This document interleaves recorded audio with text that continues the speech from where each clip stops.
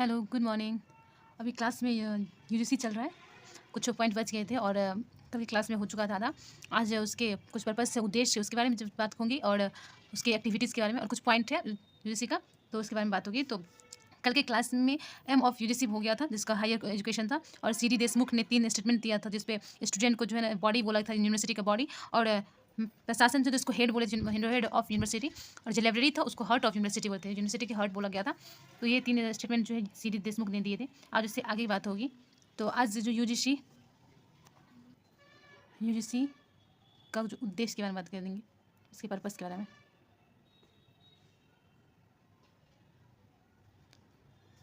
इसके उद्देश्य क्या है? इसका जो यूजीसी का है, यूजीसी का इसका यूजीसी का मुख्य उद्देश्य है कि उच्च शिक्षा प्रणाली की फुल लिटरेसी एंड लिबर्टी बनाना, मतलब पूर्ण साक्षरता और स्वतंत्रता प्राप्त कराना, इसका मुख्य उद्देश्य है। तो इसका जो मुख्य उद्देश्य है उच्च शिक्षा प्रणाली की पूर्ण साक्षरता और स्वतंत्रता प्राप्त करना, फुल लिटरेसी एंड लिबर्टी को प्राप्त कराना, इसका काम है, इसका उद्देश्य है। तो सरकार ने इसको साकार करने के लिए, इस उद्देश्य को साकार करने के लिए कुछ पॉजिटिव स्टेप उठाए थे। तो कुछ पॉजिटिव स्टेप जो है यहाँ पे आप लिख लीजिएगा, कुछ पॉजिटिव स्टेप। उसके फर्स्ट स्टेप है बच्चों के लिए अनिवार्य स्कूली शिक्षा, और भी है। तो इसके जो कुछ पॉइंट दिए थे, पॉजिटिव स्टेप उठाए थे, सकारात्मक कदम उठाए थे सरकार, वो फर्स्ट था कि बच्चों के लिए अनिवार्य स्कूली शिक्षा, वयस्क निरीक्षणों के लिए शिक्षक सुविधाएं, सुविधाओं का मात्रात्मक विस्तार, माध्यमिक और उच्च शिक्षा के लिए गुणात्मक सुधार, विभिन्न क्षेत्रों में वैज्ञानिक और तकनीकी शिक्षा के लिए प्रावधान। ये उसके उद्देश्य होगी, यूजीसी के उद्देश्य है। अब इसके जो कुछ इसकी एक्टिविटीज़ है, गतिविधियाँ, उसके बारे में जानते हैं कि यूजीसी की कुछ एक्टिविटीज़ है। यूजीसी की एक्टिविटीज़ है, गतिविधियाँ पे बात करते हैं। इसकी गतिविधियाँ क्या है? इसकी फर्स्ट जो है गतिविधियाँ है कि जो आर्थिक सहायता, जो यूजीसी जो विद्यालय विश्वविद्यालय की जो आर्थिक सहायता प्रदान करती है, उसके बारे में बात की हुई है। और यूजीसी ये जो लाइब्रेरी द्वारा जो एक परियोजना चलाई गई थी, बुक बैंक, वो यूजीसी के द्वारा ही किया गया था। यूजीसी के देन ही था, यूजीसी ने ही दिया था उसको, यूजीसी के देन था ही बुक बैंक था। आगे बुक बैंक के बारे में जानेंगे। बुक बैंक ने यूजीसी ही दिया था। फिर इसका दूसरा गतिविधियाँ में एक आता है सीडीसी, सर्कुलम डेवलपमेंट कमेटी है, जो एक रिपोर्ट जारी करती है, वो था। फिर इसका जो कुछ ये एक गतिविधियाँ में एक आती है, एनआईसी, नेशनल इन्फॉर्मेशन सेंटर। इसके 3 जो सेंटर थे, जो पहले से ही बन चुके थे, 3 सेंटर थे। एक तो ये बेंगलोर के सेंटर थे, एक मदुरई गुजरात का सेंटर थे, मदुरा का, एक मुंबई का था, CNDT महिला यूनिवर्सिटी, जो समाज विज्ञान के लिए ये था। तो उसकी बात करेंगे। फिर एक गतिविधियाँ में एक चौथे में जो आता है वो है इन्फ्लानेट।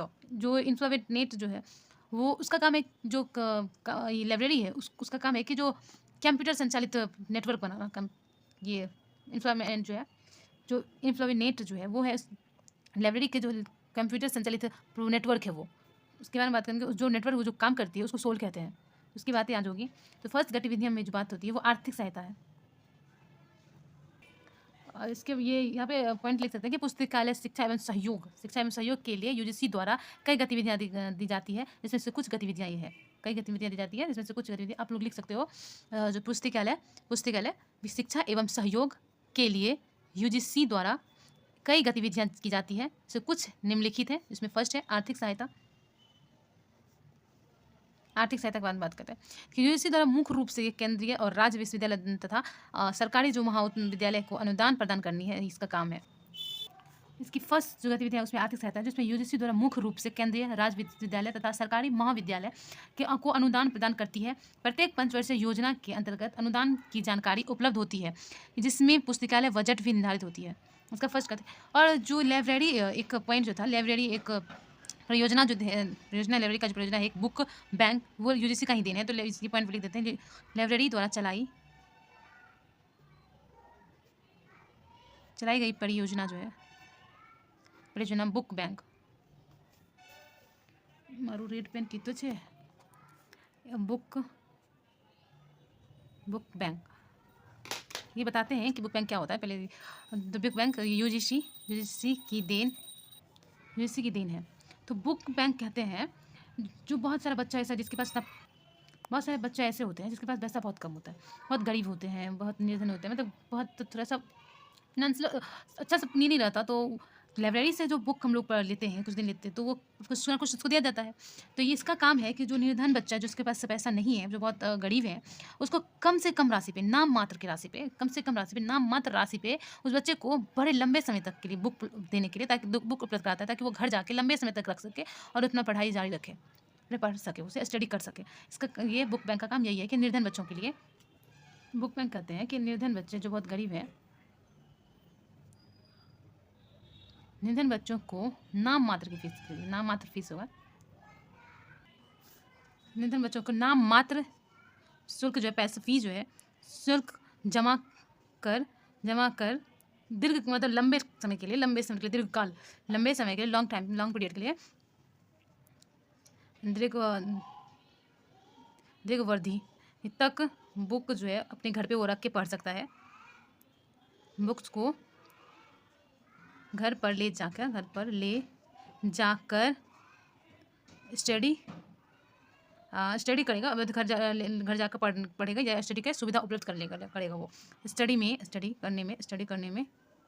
करने का सुविधा उपलब्ध कराना इसका बुक बैंक का काम है, बुक बैंक का ये काम है। तो अब इसकी जो एक और गतिविधियाँ हैं, सेकेंड एक्टिविटी इसकी NIC कहते हैं, नेशनल इन्फॉर्मेशन सेंटर। इसके 3 सेंटर की बात करेंगे। वो है नेशनल इन्फॉर्मेशन सेंटर, यूजीसी द्वारा विभिन्न विषयों में शोध एवं ग्रंथालय जानकारी, बिब्लियोग्राफी प्रदान करने के लिए शोधार्थियों हेतु राष्ट्रीय सूचना केंद्रों का स्थापना की गई। तो 3 राष्ट्रीय सूचना केंद्र स्थापना की गई थी। अब तक 3 ऐसे केंद्रीय की स्थापना हो चुकी है। जैसे फर्स्ट है राष्ट्रीय विज्ञान सूचना केंद्र, भारतीय विज्ञान संस्था बेंगलुरु। इसमें जो विषय है, इसमें जो सब्जेक्ट है, जिसपे जो फील्ड है, जिस सबसे ये केंद्र ऐसे बनाया गया है, वो है फिजिक्स और अनुपयुक्त प्राकृतिक जो है नेशनल विज्ञान है, नेचुरल साइंस की बात करें, इसमें है सेंटर, ये फील्ड है उसमें। फिर दूसरा है कि महाराजा सयाजीराव बड़ोदरा यूनिवर्सिटी, ये गुजरात में है। और इसका जो फील्ड है, जिसमें सब्जेक्ट जो है, जो ये महाविषय क्षेत्र है, वो है समाज विज्ञान और मानविकी। फिर तीसरा जो है SNDT महिला यूनिवर्सिटी मुंबई, उसमें सामाजिक विज्ञान और मानविकी। ये 3 सेंटर अब तक बन चुके हैं, 3 सेंटर बन चुके हैं जो सरकार को शोधकर्ताओं हेतु बनाया गया है। तीसरा इसका जो गतिविधियां है, उसमें आता है कि इन्फॉर्मेट,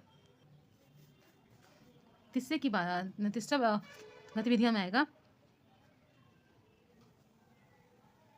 FLVNET, इन्फॉर्मेट मतलब इनफ्लेबनेट, जो इसकी बात, ये इसका ये तीसरा गतिविधियाँ ये है।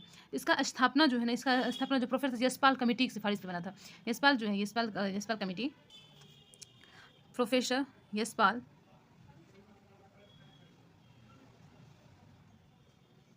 कमेटी की सिफारिश पर इसका स्थापना हुआ था,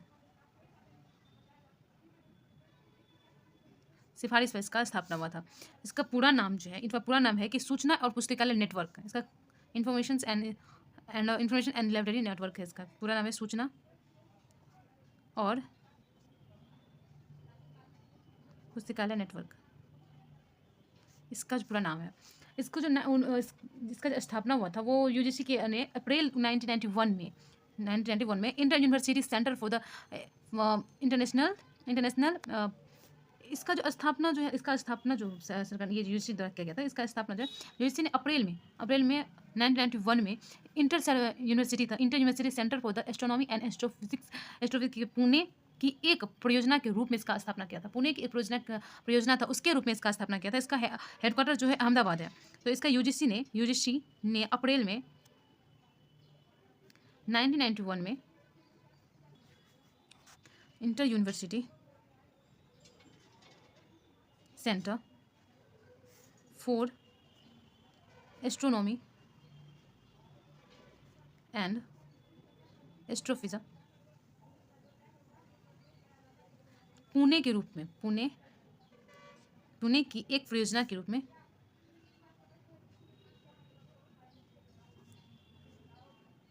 में स्थापना किया था। इसका स्थापना की गई थी। इसका हेडक्वार्टर जो है वो अहमदाबाद है। ये जो है इन्फ्लेमेनेट जो है ये लाइब्रेरी साइंस जो लाइब्रेरी एवं बिब्लियोग्राफी सेंटर्स का कंप्यूटर संचालित नेटवर्क है। ये जो है इन्फ्लेमेनेट जो है ये क्या है, ये कंप्यूटर ऑपरेटेड नेटवर्क है किसका, तो library and information science centre का, इन्फॉर्मेशन या कहते हैं बिब्लियोग्राफी इंफॉर्मेशन सेंटर का। इसका मेन पॉइंट है कि ये लाइब्रेरी एवं ग्रंथात्मक सूचना केंद्रों, ग्रंथात्मक सूचना केंद्र और बिब्लियोग्राफी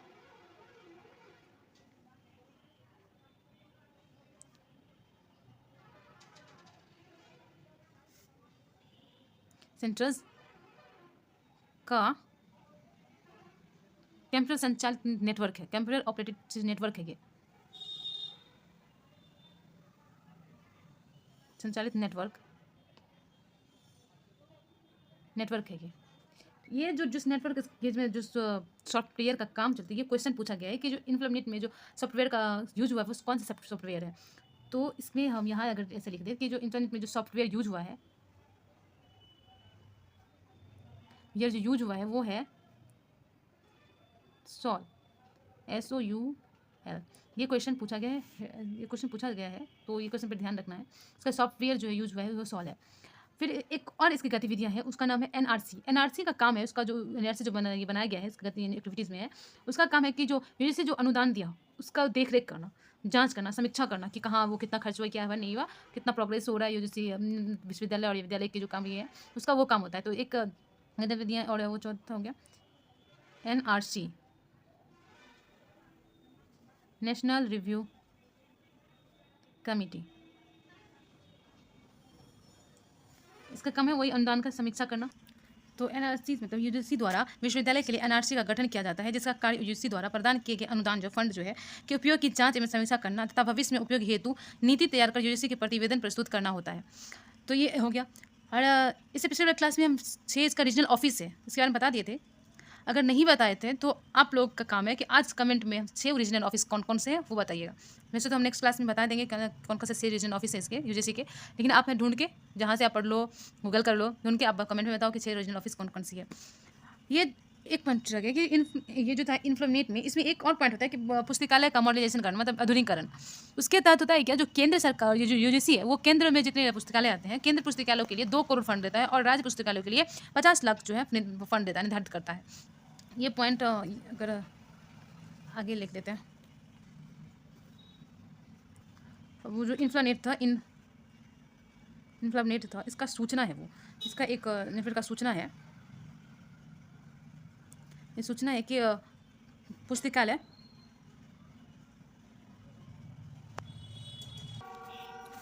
तो इसका जो सूचना है तो पुस्तकालय का आधुनिकीकरण है, मॉडर्नाइजेशन है। उसमें है कि जो यूजीसी द्वारा प्रत्येक विश्वविद्यालय लाइब्रेरी के आधुनिकीकरण के लिए आर्थिक सहायता प्रदान की जाती है, जिसके अंतर्गत केंद्रीय जो लाइब्रेरी है, जो सेंट्रल लाइब्रेरी है उसके लिए 2 करोड़, उसके लिए 2 करोड़ और राज्य जो लाइब्रेरी उसके लिए 50 करोड़ निर्धारित किया गया है। ये इसका जिसका फंड मतलब ये उसको मॉडल बनाना है लाइब्रेरी को आगे बढ़ाने के लिए, उसके लिए इतना फंड दिया जाता है जिससे वो अच्छे बुक ला सके, कंप्यूटराइजेशन कर मतलब कंप्यूटर ला सके, डिजिटल कर सके, उसको बना सके, इसके लिए फंड देते हैं। उसी गतिविधि हम एक आती है एक्टिविटीज़ में लाइब्रेरी कमेटी, जो इसका 1957 में इसका स्थापना हुआ था। तो ये जो है रंगनाथन के द्वारा किया गया था, उसकी अध्यक्षता में की गई थी उसी की समिति द्वारा। तो यूजीसी लाइब्रेरी समिति 1957 रंगनाथन समिति की सिफारिश पर पुस्तकालय विज्ञान पर एक समीक्षा समिति का गठन 1961 में डॉक्टर SR रंगनाथन की अध्यक्षता में किया गया था। समिति का जो उद्देश्य था वो था पुस्तकालय विद्यालयों में शिक्षण, परीक्षा और अनुसंधान के लिए मानकों की सिफारिश करना और विभिन्न स्तर पर पाठ्यक्रम तैयार करना और प्रत्येक पाठ्यक्रम के छात्रों की प्रवेश योग्यता तय करना, जो प्रवेश योग्यता है उसको तय करना रहता है। समिति ने 1962 में अपनी रिपोर्ट प्रस्तुत की। हालांकि समीक्षा समिति की रिपोर्ट जो भारत की पुस्तकालय शिक्षा पर पहला संपूर्ण दस्तावेज था, जिसने वो जो रिपोर्ट की तो वो पहला जो डॉक्यूमेंट था जिसमें यूजीसी द्वारा 1965 में जो 62 में वो रिपोर्ट बनाया, लेकिन 65 में जो यूजीसी को प्रकाशित किया गया, जिसका शीर्षक था, जिसका टाइटल था भारतीय विश्वविद्यालयों में पुस्तकालय विज्ञान, जिसमें पुस्तकालय विज्ञान की शिक्षा की विस्तृत शिक्षा शामिल थी। ये था। तो आज की क्लास के लिए इतना ही। और जो क्वेश्चन आपको लोगों को बोले हैं कि 6 रीजनल ऑफिस कौन कौन सी है, तो आप लोग वो 6 रीजनल ऑफिस बताएंगे हमें कमेंट में। एक इसका एक्ट था यूजीसी एक्ट, उसके तहत एक आर्टिकल थी 12, उस 12 आर्टिकल में यूजीसी एक्ट की धारा 12 में यह प्रावधान है कि आयोग समिति विश्वविद्यालय से परामर्श कर सके, बातें कर सकते और यूनिवर्सिटी की शिक्षा की प्रमोशन जो था उसका प्रोन्नयन और समन्वय जो है कोऑर्डिनेशंस, अध्ययन परीक्षा एवं शोध में मानकों के अनुरक्षात्मक ऐसे सारे कदम उठा सकता है जिन्हें उच्च शिक्षा के उत्कर्ष ने बढ़ावा। और 6 रीजनल ऑफिस के बारे में जो पूछे थे, आप लोग कमेंट करके बताइए वो 6 रीजनल ऑफिस कौन-कौन सी है। तो आज की क्लास के लिए इतना ही। Thank you. Please like and subscribe और जितना हो सके उतना शेयर कीजिए। Thank you.